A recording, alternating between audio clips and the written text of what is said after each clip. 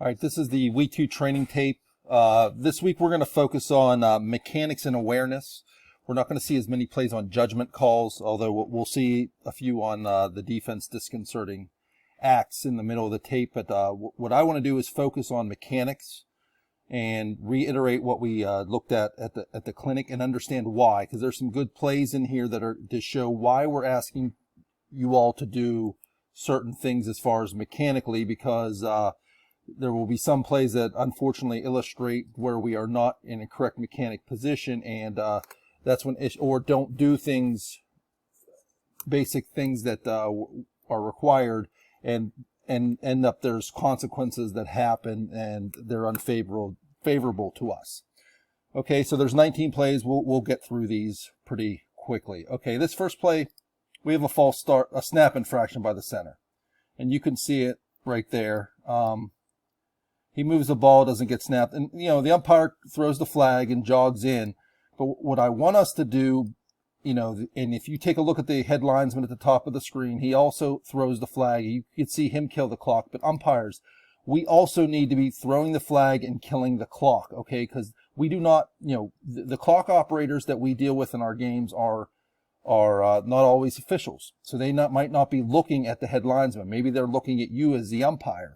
Okay, so let's make sure we're going through our basic mechanics here. And the referee does a good job, gets the signal. I'll say the only comment I'll have, referee, is just make sure you point which direction. I mean, I know it's a false start usually on the offense, and that's the only one who does it.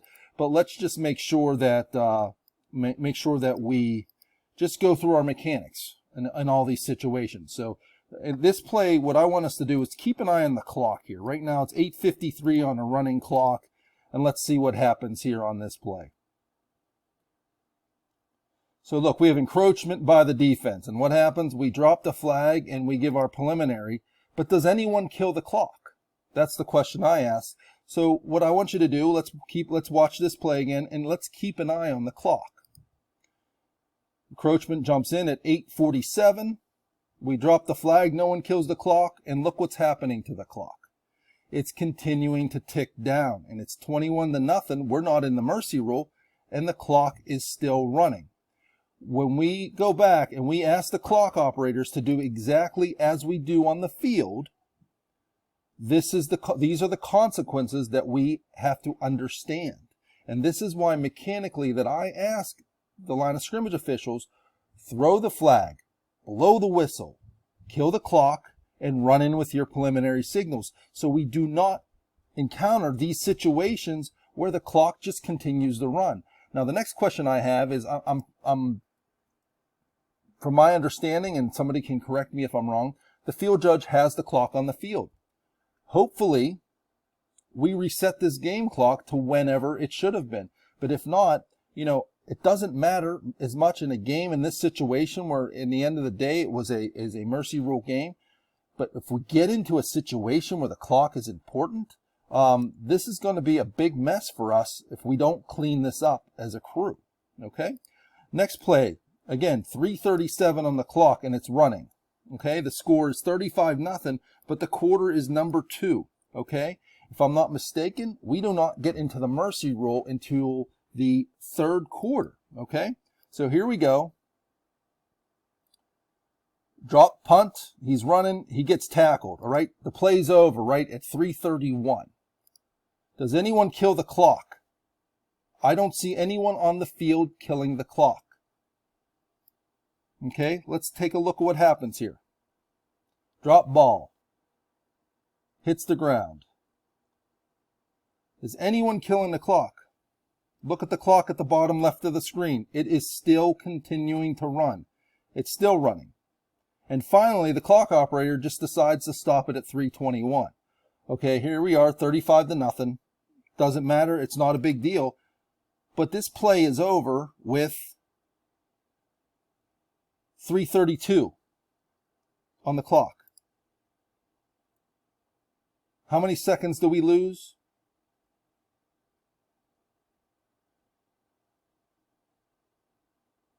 We will lose 11 seconds in this game, okay? Again, I understand in the grand scheme of things it doesn't matter, But we have to do a better job in understanding the clock in these situations. And that is why I continue to harp on you.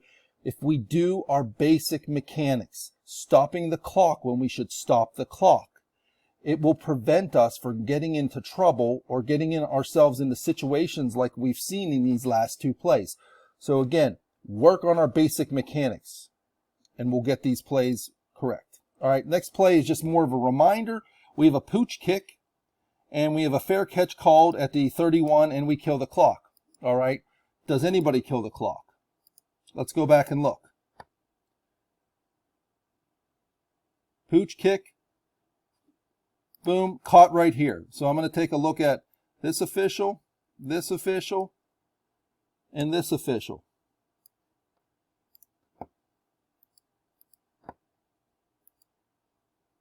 I don't see anyone killing the clock here, okay? Again, basic mechanics, because in this situation, no time should have come off the clock. I do not know whether or not any time came off the clock, but again, I'm just going through our basic mechanics. We were aware that there was a fair catch. Great. Now let's go through our basic mechanics of killing the clock. And this is why we write down the time of the score. After a score, somebody goes out and takes their card while we're setting the ball down to verify that does the time on their clock match the time on our card. If it does, then we're great. But if we go through our basic mechanics of just killing the clock, then we do not have to worry about situations like this. All right, this next play has to do with, these next two plays have to do with a team that does a hurry-up offense. Okay, and we're starting to see this more and more here. So let's look at the team in white is obviously the away team. Okay, and I'm gonna talk a little bit about little gamesmanship that possibly could happen in situations where the away team is the team that's running the hurry up offense. So the away team's running the hurry up offense and they'll make a long gain. Now, the only person that we need to wait for to get relatively close is the box person here. Okay? Because what will happen is if we're at a the home team, you don't know if they instruct the chain crew just to jog down the field, okay? We want the boxman to hurry, okay? Because we do not want to give an advantage to the defense because the chain crew is just taking their good old time down the field, okay? So what we'll see here is we'll see a long pass, I believe. Yeah, so we have a long pass that's a nice catch. Right? He runs out of bounds. So what does the player's doing the right thing here? Gets the ball to the official and they're hurrying up to the clock. But as we see the next play, we have the umpire over the ball right here. Okay? While we're waiting for the stick crew to come down. Well, we already have the box person here. All right? Once the box person's here, umpire, get out. Get out quickly. Referee, wind the clock and let's go. Because right now we're putting the offense at a disadvantage because the chain crew can't get down fast enough. Okay, so let's work on that and especially do some scouting reports on your team to see if they do a hurry up offense. Because as we see, we sit there and we wait for the chains to get stretched and the umpire's still over the ball. The umpire's still over the ball. The umpire should have been way out by now. Okay, and then they snap the ball. So when you have these teams that do hurry up offenses, you should be aware of these situations and talk about, as a crew, how are you going to, I'm not telling you to go super fast, but we only have to wait for the box person to get set and then move on from there. All right, this next play is, again, mechanics, basic mechanics here. So let's talk about our keys because what I want you to do so we know this key right here is these people are covered by the side judge. This is covered by the field judge, right? So the block on the edge right here should be covered by the head linesman. Now, I'll run through the block.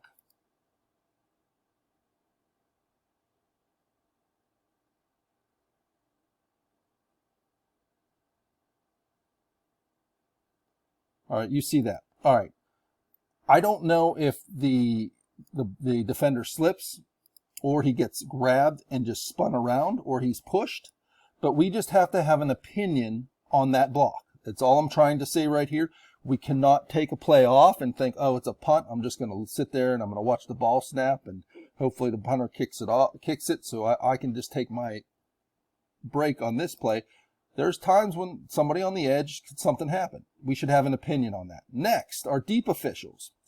We are to be lined up 5 to 7 yards behind the deepest punt returner, okay? And we are to stay stationary until the ball is either possessed and moved upfield or the ball becomes dead. So look what we have here in this situation. We have the deep official already walking upfield, okay? We violated our first rule. We need to stay stationary because what ends up happening is now the ball hits the ground and ricochets backwards and we're running back, okay? If we are stationary, you know, if we think that's where the kick returner is here, if we're stationary back here, we don't ever have to move. And my concern with this, as we're moving forward and the ball goes backwards, there's a lot of members of the return team, of the kicking team around the ball right now. Do we miss the first touching? Does the ball ricochet off the punt returner? And then, but if we're stationary where we're supposed to be, that play and that understanding and the recognition of what happens is so much easier for us if we're standing still rather than us moving backwards, okay? So let's work on our mechanics to be in the right position and not to be in a super hurry to get going. All right, next play, again, pylon mechanics. I've harped on a few things. As line of scrimmage officials, we want our ending position and even deep wings whenever, you know, we're on the goal line. We want to end up back by where the G is right here because we don't want situations to happen such as what happens here. And, you know, it's a safety issue. Okay, so we have a pass, and unfortunately, this official gets hurt on this. And if we do what we're being taught to do and shoot back here towards the back here, this doesn't happen to us. We're out of the way, okay? And we don't put ourselves in a situation, you know, whether or not this is a touchdown in my mind is not as important as the safety of you and your legs to be able to go to your job the next day. So hopefully we got to get ourselves in better position because if we're out wider, then we can, if it even comes closer to us, we have more depth to get. We're able to officiate this play a little bit better and we're not getting hurt in this situation. So, you know, let's try to work on that kind of mechanic. Okay. Likewise, this isn't as serious of a situation because no one gets hurt, but you know, we got to recognize route patterns a little bit different. So right now we're going to watch the top of the screen right here, and this is the side judge's key. And once we start to read that guy, he's doing the fly pattern, we got to get on our horse because he catches it. Does he get in the goal line? I'm not sure. Deep wing, are you sure? Because when the guy caught this and is getting drugged down, you're just moving with them. Does the knee come down? You know, I'm not sure what we call here. It looks like we call him out at the 1. I don't know whether or not it's the case, but if we start to recognize these fly patterns, like right now you're lined up at the, you know, the ball is snapped at the 35. If you want to be, you know, if you feel that you're fleet of foot, you want to be about 23, you're fine. If you don't feel that you're fleet of foot, get to 25. Start at the 10. I mean, we only have 13 yards to get to the goal line, so try to work on recognition of routes a little bit better. And as you're going backwards, get that diagonal depth back here, okay? Because if it goes towards the pylon in there, and I'll say this, the deep wing does do that, get the diagonal depth, but just recognize that route a little bit quicker, and that'll help you be able to rule on the play better. Okay, these next plays have to do with, I have an earlier video on defensive line movements, and these next 4 plays have to do with disconcerting acts, whether or not they are disconcerting acts as far as the defense goes. We need to be aware when we are in 3rd down and 4th and short situations by the offense, whenever certain teams can want to do things with their defensive line to put the offense in a situation where they shorten their playbook. Right here, play action passes and stuff like that with third and fourth and shorts all come into play. But when you get into the third and fourth and long situation, you pretty much know they have to throw the ball. So I'm going to run through this play and let's watch what happens here. All right. So we have a little bit of movement by the defense. I'll rewind it. Let's watch the movement by the defense. Is this a football act? No, it looks like something that's done in unison. Okay, let's take a look at the nose guard in this situation. Look at the nose guard in here. They do not stem. And what I mean by stem is move laterally. If the defense moves laterally, they are allowed to do that. But do they move laterally in this position? No, they don't. They just switch hands abruptly. Okay, and they're doing this for a reason. Watch what number 12 does on the outside here. Okay, let's go back again. Is that movement a football move? No. And the thing that should catch your antennas up, this is all done in unison. Okay? So this situation is not a false start. This is a disconcerting act on the defense.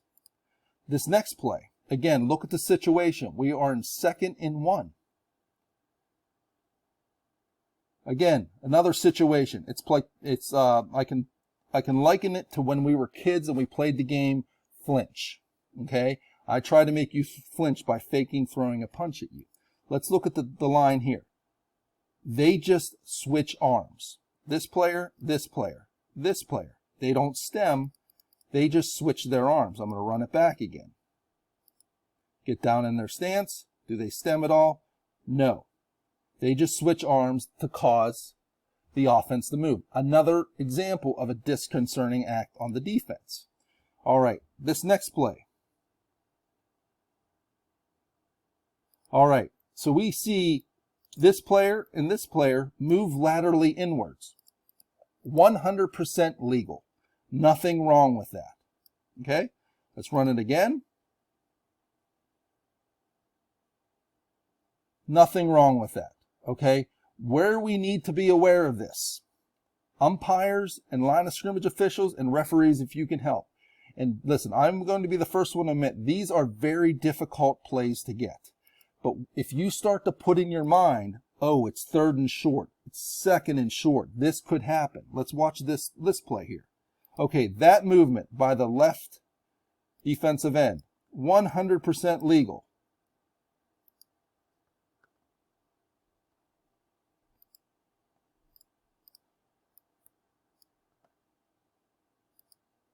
$100% legal. Okay, one more time. Now, the movement by the nose guard and the right end, illegal. They switch hands abruptly. So that would be a foul for a disconcerting act on the defense. Okay, this next play just has a little bit of a reminder of what we do. You know, it's just a rule reminder. We don't see this often. We see a long run by this, very athletic run by this running back. And then what happens next is his helmet gets ripped off about the 13-yard line. He runs, and we have the deep wing signal touchdown. We all should know at this point that the ball is dead the moment the runner's helmet comes off. And in this case, it does not look like the helmet came off due to a foul. So number 5 would have to leave the game for one play. In this situation, I would not call an unsportsmanlike for continuing to participate. You know, we don't want to be uber technical in this situation. Just the crew ended up getting, before anything gets out, the crew ended up talking and getting this play correct. So kudos to the crew for doing the right thing here. All right. Next play I want to take a look at, we're going to look at this, what happens to this player here. And we're going to go through, and in this formation right here, so we have trips to the line judge's side. So the referee, I can't remember if this is a right or left-handed quarterback, but the referee would have the line judge's tackle in this situation. The line judge would have 2 and 3 in this situation, and the field judge would have this player in this situation. So let's run it right through here. So right about here. Now, here's when we have the situation where I can see the head linesman looking at that tackle. Okay, nothing really happening there. The line judge, is probably taking a look at here. And then we have this player running across the middle that the head linesman has to be a little bit aware of, that it's coming across the middle. And watch what happens to that player right here. He just gets knocked over. Okay, that's an illegal act. It's either illegal use of the hands, or you can even call it a blindside block. I mean, whatever you decide to call it, this is a foul by the defense. They cannot just knock the runner over right in that situation, because if you look when it happens, the quarterback's eyes are over the middle looking there, gets knocked over. So, that's a situation where we should have a foul down on this play. The other part of this play that I'll say I really like is, look where the referee's coming running up. That's the quarterback. That's a great job by the referee to make sure there's nothing that's happening to that quarterback. He's right up in that situation and helping out here. All right. This next play is an illustration that we need to see the entire play before we throw a flag. Okay, we have a situation where we call an unnecessary roughness, I believe on the defense here. So the defense is in the camouflage, and we call unnecessary roughness on that player that gets knocked on the pile.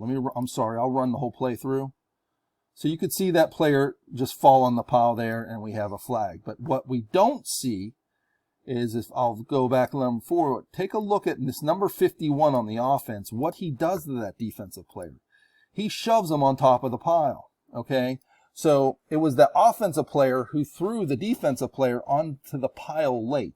And unfortunately, the umpire didn't see the entire play. He just saw the defensive player land on the pile late, and he throws the flag there in that situation. And, it's really important for us to see the entire play, because this is a 15-yard penalty on the defense, which now, instead of snapping the ball, the offense snapping the ball either, second down here at the, the 3 or 4 yard line, they now have a first down at the 19-yard line here. So these 15-yard penalties, we have to make sure that A, they're there, and B, are they a quality enough call for them to be there? So in this situation, we'd be better off if we saw the entire play and not called a flag in this situation. All right, late hits out of bounds. Let's reiterate our philosophy on late hits out of bounds. We want to see we want to see 1 foot in the white. And if we have situations where the runner is giving themselves up and they get blown up on the sideline, that's another situation where we can call a personal foul for a late hit out of bounds here. But, what we see here is the run by the quarterback, okay?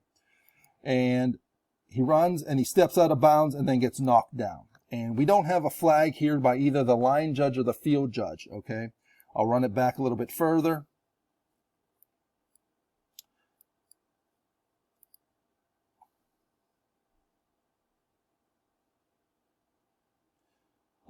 And right there, you could see that the quarterback is clearly in the white. The other question I have, and I know this is a long run, is referee, were you able to get up through here or outside to have a little bit of a view? I mean, I know this is a long ask. This is a, 15-yard gain here at least. But, this is where I asked the referees to try to have an opinion on the quarterback here, because we could have had, this would be a nice situation where if you could possibly have an opinion, you could save the crew in this situation. But overall, this primary call should be by the line judge and field judge. And, we would have liked to seen a flag in this situation for a late hit out of bounds, because I'll rewind it back even further. You can see the quarterback who's running kind of give up right here. Okay, so, that would be a situation where we would like to see a late hit out of bounds. Holding, we want, we covered holding a little bit more in the previous tape, but we call a hold on the center here. And it just looks like the center is just driving the player, and he actually drives him right into the tackle. So I find it, a little bit difficult to understand what the hold was here. But let's make our holds quality holds, because again, we have a first down here, and then we end up going, makes it be a 3rd and long situation. Our last play is a really nice call by our referee here for a taunt. Okay, so we have a short pass, and there's a tackle here, and what you'll see is, the defensive player get up, and number one of the white team just sits there and just doesn't let him go right here. And the referee does a really nice job throwing the flag in this situation. You know, I'm going to be a little bit technical with the what's going on here. I'll fast forward it. The referee gives an unsportsmanlike signal on the offense. What I would like to see is, you know, and you're all going to yell at me when I tell you this, but this is the situation where we use the dead ball signal. We say dead ball. We raise our hand up and say dead ball, unsportsmanlike conduct, offense number one. Half the distance to the goal, the down counts, and then whatever the down is, okay?